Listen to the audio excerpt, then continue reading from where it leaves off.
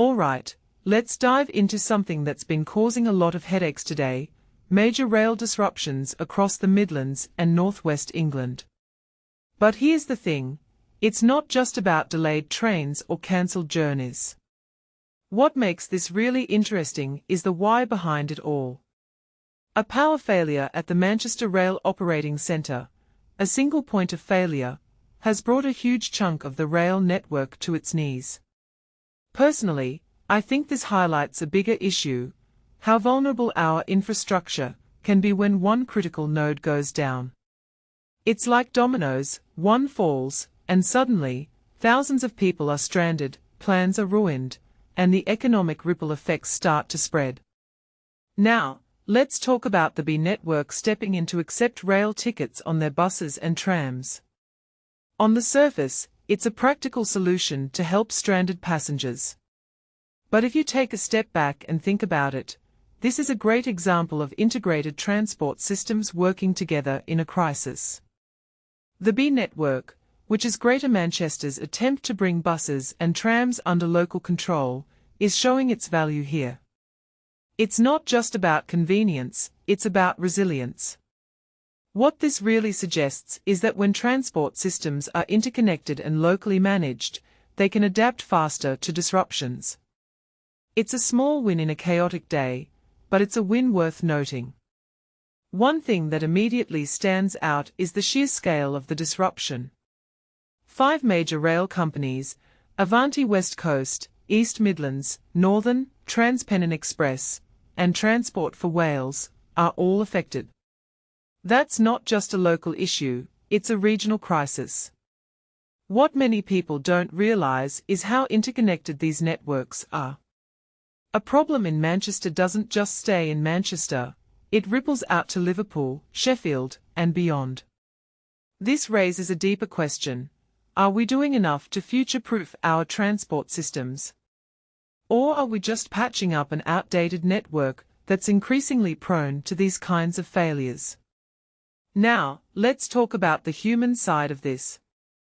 I read a first-hand account from a reporter who got stuck on a train from Manchester to Macclesfield. They were delayed for over an hour, and at one point, passengers were allowed to get off because no one knew how long the wait would be. This isn't just an inconvenience, it's a reminder of how these disruptions affect real people.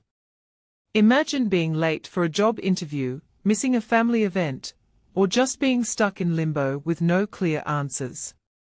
It's frustrating, it's stressful, and it's a stark reminder of how reliant we are on these systems working smoothly.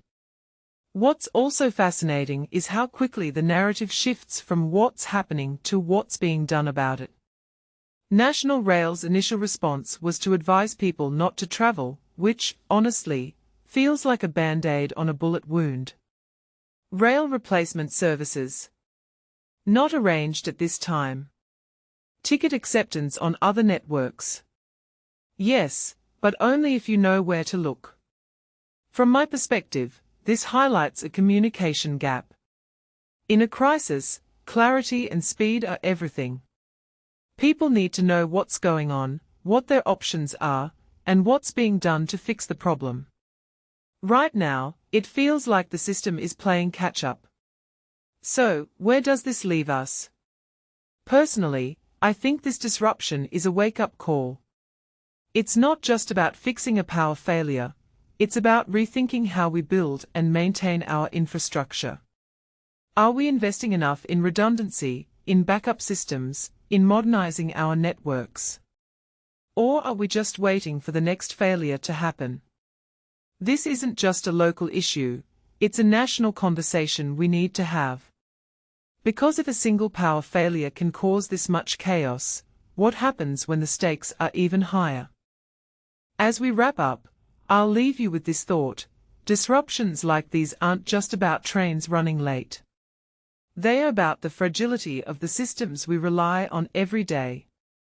So, the next time you're commuting, ask yourself, how resilient is the network you're traveling on? And what would happen if it failed? Let me know your thoughts in the comments. I'd love to hear how this disruption affected you or what you think needs to change. Until next time, stay curious, and maybe keep a backup plan for your next train journey.